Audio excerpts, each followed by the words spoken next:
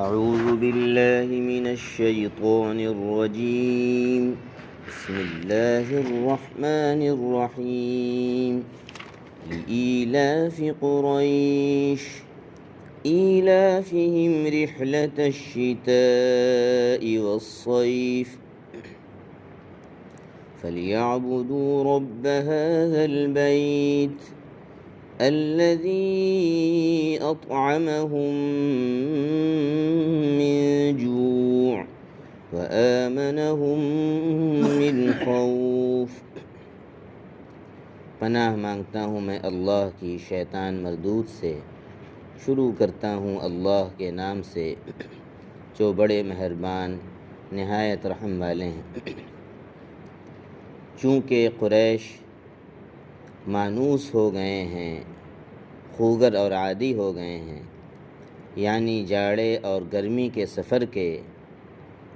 خوگر اور عادی ہو گئے ہیں، تو انہیں چاہیے کہ وہ اس گھر کے رب کی عبادت کریں جس نے ان کو بھوک میں کھانے کو دیا اور خوف سے ان کو امن دیا. اس سورت کا نام سورہ قریش ہے اور اس کا تعلق بھی پچھلی سورت سے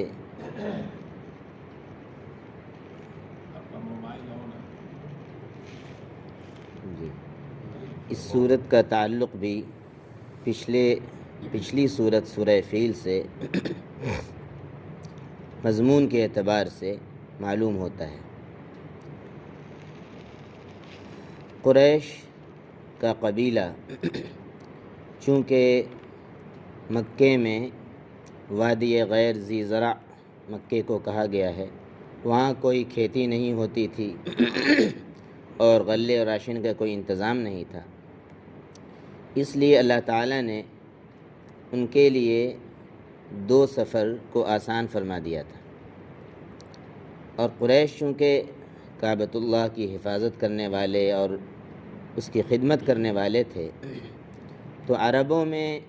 جو اس وقت لوٹ مار تھی، ڈاکہ زنی تھی، تو کعبۃ اللہ کی حفاظت کرنے کی وجہ سے دیگر قبائل ان کا احترام کرتے تھے، اور ان کے لیے اللہ تعالیٰ نے راشن کا اور سال بھر کی مال تجارت کا انتظام اس طور پر کر دیا تھا کہ یہ سال میں 2 سفر کیا کرتے تھے. ایک جاڑے میں یمن کی طرف، چونکہ وہ گرم ملک تھا، اور گرمی کے مہینے میں وہ ملک شام جایا کرتے تھے جو کہ سرد ملک تھا اور شاداب ملک تھا. ان کو کوئی چھیڑ چھاڑ نہیں کرتا تھا اور کوئی تکلیف نہیں پہنچاتا تھا، صرف کعبۃ اللہ کی حرمت کے لحاظ سے. اور یہ واقعہ بھی سورۃ الفیل میں جس کا تذکرہ ہوا تھا ہاتھی والوں کا، یہ بھی مشہور ہو گیا تھا قبائل عرب میں کہ اللہ تعالیٰ نے ان کی مدد کی ہے، اس وجہ سے بھی ان کا احترام اور بڑھ گیا تھا. تو اللہ تعالیٰ فرما رہے ہیں کہ چونکہ قریش عادی ہو گئے ہیں اور مانوس ہو گئے ہیں، اور آسانی کے ساتھ اللہ تعالیٰ نے یہ 2 سفر ان کے لیے آسان فرما دیا ہے، آسانی کے ساتھ آتے ہیں، جاتے ہیں، مال تجارت لاتے ہیں، سال بھر کے غلے کا انتظام، کپڑوں کا انتظام ہو جاتا ہے، اور پھر اسی مال کو فروخت کرتے ہیں، سال بھر کے لیے ان کا انتظام ہو جاتا ہے. تو اللہ تعالیٰ کی اس خاص نعمت پر، ایسے تو ان پر بہت ساری نعمتیں ہیں، لیکن اس خاص نعمت پر انہیں چاہیے کہ وہ اس رب کے گھر کی عبادت کریں، کعبۃ اللہ کے رب کی عبادت کریں، یعنی اللہ کی وحدانیت کا اقرار کر لیں، اللہ پر ایمان لے آئیں، اور اللہ کے نبی صلی اللہ علیہ وسلم جو ان کے درمیان رسول بنا کر مبعوث کیے گئے ہیں، وہ ان کی رسالت کو بھی مان لیں، ان کو اپنا نبی مان لیں. یہ جو ان کی حرکتیں ہیں کہ وہ ان کو ستاتے ہیں، ان کو تکلیف پہنچاتے ہیں، یہ بالکل غلط رویہ ہے، کیونکہ اللہ تعالیٰ کا ان پر اتنا احسان ہے اور وہ اللہ تعالیٰ کے بھیجے ہوئے نبی کو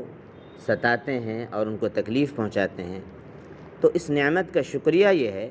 کہ وہ اس رب کعبہ کی عبادت کریں. یہاں پر ایک بات یہ ذہن میں رکھنے کی ہے، بہت سے لوگ غیر مسلم یہ غلط فہمی پھیلاتے ہیں اور کہتے ہیں کہ مسلمان بھی تو جا کر کعبۃ اللہ کی پوجا کرتے ہیں، اور بہت سے لوگ تو نہ جانے کیسی کیسی غلط باتیں کرتے ہیں، حجر اسود کو کچھ اور کہتے ہیں، آپ سب لوگ واقف ہیں۔ تو اللہ تعالیٰ فرما رہے ہیں کہ رب کعبہ کی عبادت کریں، تو کوئی بھی کعبے کی عبادت نہیں کرتا ہے، رب کعبہ کی کرتا ہے، اور کعبۃ اللہ ہمارا قبلہ ہے، اور اصل قبلہ کون ہے؟ اللہ تعالیٰ کی ذات ہے۔ بلا من اسلم وجہہ للہ، جس نے اپنے رخ کو، اپنی زندگی کے رخ کو، دل اور اپنے چہرے کو اللہ تعالیٰ کی طرف جھکا دیا، وہ محسن، اور وہ اس میں مخلص بھی ہے، اخلاص کے ساتھ، فَلَهُ أَجْرُهُ عِنْدَ رَبِّهِ، تو اس کا اجر جو ہے اس کے رب کے پاس ہے۔ وَلَا خَوْفٌ عَلَيْهِمْ وَلَا هُمْ يَحْزَنُونَ، اور ان پر نہ کوئی خوف ہوگا اور نہ وہ غمگین ہوں گے۔ غالب نے ایک بات یہاں پر کہی ہے کہ قبلہ کو اہل نظر قبلہ نما کہتے ہیں۔ قبلہ کعبہ ضرور ہے، لیکن جو اہل نظر ہیں، اہل قلب ہیں، اہل فہم ہیں، وہ کہتے ہیں کہ یہ قبلہ جو ہے قبلہ نما ہے، یعنی یہ راستہ بتاتا ہے اللہ تعالیٰ کی ذات کا۔